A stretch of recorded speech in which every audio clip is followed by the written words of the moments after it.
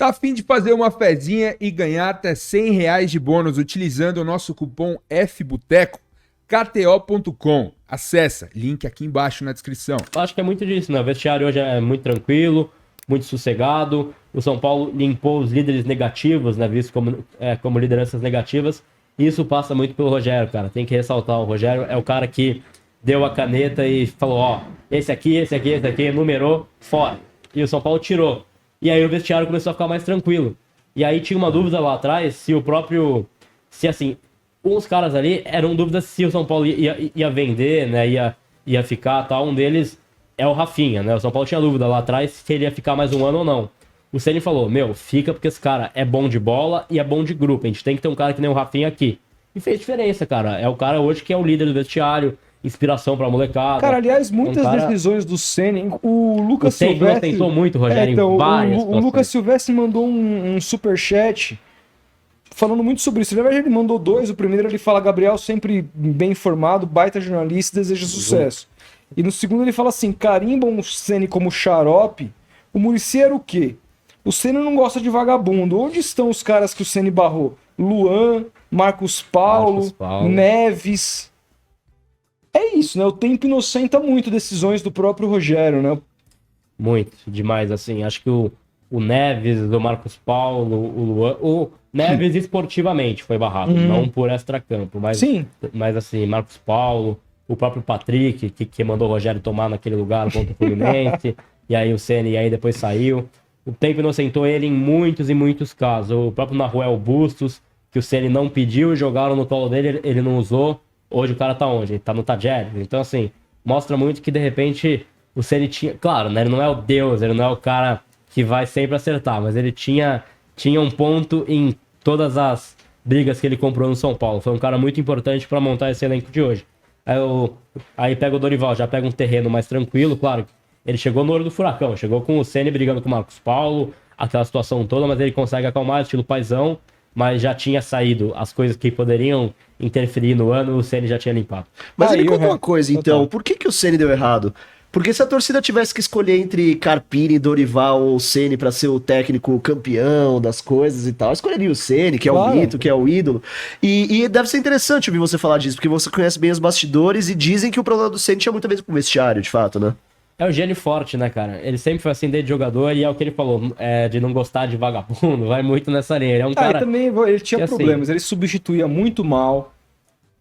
Muito mal. Parte esportiva dá pra falar que o Ceni, por exemplo, eu acho um erro tremendo do Ceni foi em Córdoba entrar numa final com os caras mais experientes, né, Miranda e Rafinha no banco e com um volante. O Ceni jogava com um volante, pra mim isso é uma loucura. Um volante hoje no futebol, no Allianz Parque, era um volante. Falava, pô, gente, pelo amor de Deus. E ainda segundo ganhou volante jogos, do Ceni era o Nestor. 4-0 no Paulistão.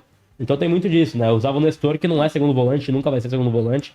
Usava de segundo volante. E desponta jogando pela esquerda, é o melhor jogador da final da Copa do Brasil. E usava o Alisson de ponta. Então, são que virou um volante. Nesse aspecto, Dorival deu uma aula grátis. Parte esportiva dá pra falar e acho que é o ponto que bate mais no Ceni também. Não é um cara burro da bola, mas é um cara que tem essas questões. Parte extracampo é o que encerra sempre as passagens dele, né? Foi assim no Flamengo e tudo mais. É o gênio forte. É um cara que, desde jogador, é um cara que se cobra muito. Cara que tem autocobrança muito forte, espera sempre o mesmo do outro. E nem sempre vai ser assim. O Ceni tem que estar mais acostumado com a ideia de que nem sempre o cara que é jogador dele vai ter a mesma personalidade dele. Tanto é que o Ceni e o Caleri se entenderam muito. Até o Caleri, eu perguntei pra ele agora, pós a conquista, ele falou, eu tenho que falar do Ceni, é um cara que me ajudou muito, porque ele ama o Ceni, porque o Ceni já falou que se via muito no Caleri. Então, aí que baixa uma relação de confiança. Isso com o Caleri. Aí pega um Marcos Paulo, pega um Luan, pega um Patrick, um cara mais assim, sossegado, aí dá pau. O que seria a relação de Rogério Ceni e Rames Rodrigues? Meu Deus, cara. Eu acho que ia dar um pau. Ia dar uma merda do caralho, velho. E a situação dele com o Marcos Paulo foi o estopim. E aí é uma situação que nunca foi muito bem contada. A gente sabe, claro, dá pra falar hoje, né? Porque, enfim, passou, mas é uma situação... Foi o ponto final. O Marcos Paulo tentou derrubar ele mesmo. Tentou se escalar no grito Não, assim, eu vou contar a situação porque já passou um tempo e dá pra gente contar isso tudo, acho que com mais detalhes, né, do Marcos Paulo. Foi assim, o Marcos Paulo não tava sendo escalado. E aí fez um post com uma música, que tem até um vídeo do Barolo recitando a música como se fosse uma carta, e eu dou muita risada. Mas ele fala, de que Barolo é gênio. Barolo é Barolo. A inveja, não sei o que, tudo mais, maldoso. Tem alguma frase, a junção venenosa, né? Hipocrisia e simpatia é uma junção venenosa e tal. E aí ele posta essa frase. O cara é um poeta, né? O Ceni pegou este post do Marcos e ia uma roda na Barra Funda antes de um treino, intimou, falou, você não falou tal coisa, tal, por quê? Ele posta a música e tinha os comentários tipo assim, esse técnico é um tal, você tem que jogar, e ele foi curtindo os comentários, então ficou meio claro que ele tava pé da vida. Aí o Ceni falou, pô, lá é fácil falar? Fala agora. E aí ficou uma situação tal. Aí dizem, né, aí tem muitas versões que foi um assédio moral do Rogério, que o Ceni tentou partir pra cima. O que eu sei é que o Ceni deu uma intimada dele peito a peito. E aí isso incomodou os caras de que, pô, o cara vai encostar nele e tal, mas o Ceni não ia brigar, não ia bater no Marcos Paulo, né, gente, pelo amor de Deus. Mas teve essa intimidada peito a peito, de que na cabeça e tal. E na frente dos caras, né? E aí tem muitas versões que, claro, cria-se uma narrativa de staff de jogador pra tentar valorizar. Dizem que o Marcos Paulo baixou a cabeça e chorou, e aí o grupo ficou comovido com aquilo, tudo mais. Fato é, daí em diante ficou impossível comandar, porque aí o grupo achou que o Ceni foi fora do tom na cobrança, que o Ceni falou coisas que não devia pro Marcos Paulo e que intimar na frente do grupo não era bacana. E aí criou uma situação... Nesse aspecto, de qualquer jeito, independentemente dele estar certo ou errado sobre o conteúdo da carcada, a maneira como ele faz, me parece que o tempo não inocenta. Não se corrige um profissional dessa forma. Seja você o maior ídolo desse clube ou não. Em nenhum ambiente profissional. Em nenhum ambiente profissional. Você vai carcar uma pessoa na frente de todo mundo, você vai expor a pessoa a uma certa humilhação. Não precisa disso. Eu acho que são aspectos que o Rogério precisa corrigir na carreira, cara. Esse é o ponto que faz o Ceni, acho que não firmar tanto assim foi no Flamengo e no São Paulo principalmente, né? É o fato do trato pessoal ser sempre no tom da exigência que o Ceni tem a si mesmo. E aí ele passa isso pros outros.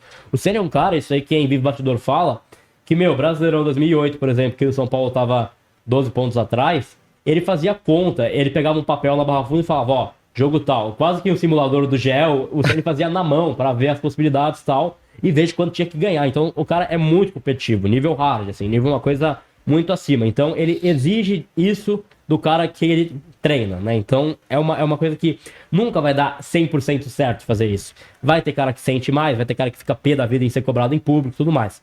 Eu não acho que seja uma postura certa, não condeno tanto, e acho que o Ceni é o que é falado, assim. O Ceni gosta de cara que trabalha, gosta de cara que é tão competitivo quanto. Se o cara é mais sossegado, mais relaxado, mais apático, ele fica pé da vida. E é o que dá os problemas dele na carreira. Mas entre essa galera que ficou um pouco cabreira com a bronca do Marcos Paulo, tem gente que tá no atual elenco, inclusive jogando, não tem não? Teve gente que... então. Não, assim, claro, né? Então, mas era muito mais uma postura de que, putz, o Ceni é um cara bacana, mas ele fez mal, ele fez errado. Tá. Tal. E não foi que foram pedir a cabeça, mas aí fica insustentável comandar, né? Porque você gera uma coisa de que, putz, o grupo perde confiança no cara. Claro. Aí fica uma coisa complicada. Dentro de campo não entrega. E aí tanto é que o São Paulo vence o Puerto Cabello, acho que era o Puerto Cabello ou o Ayacucho, né? E aí o Ceni cai no dia seguinte, ou seja, com vitória. Com vitória. Mostra muito que o vestiário não era tão bacana. Perdeu o vestiário, acabou, cara. Quando perde o vestiário, acabou. Mas aí, eu dei essa opinião na época, e aí veio o Dorival pra calar todo mundo com isso. Só que o São Paulo tinha perdido o vestiário pela terceira vez seguida. Foi com o Diniz, foi com o Crespo e foi com o Rogério. E aí eu fazia essa questão, né? Até quando o São Paulo vai deixar o jogador decidir treinador? Mas aí entra muito nessa questão, que o Dorival foi o cara certo na hora certa, porque ele deu a paz e o Ceni tinha limpado já aquela parte ruim do elenco. Então ficou mais fácil pro Dorival, e acho que o Ceni é um caso muito atípico. Acho que se o Ceni não faz essa besteira, pelo campo ele poderia cair, mas fora de campo ele não perderia vestiário.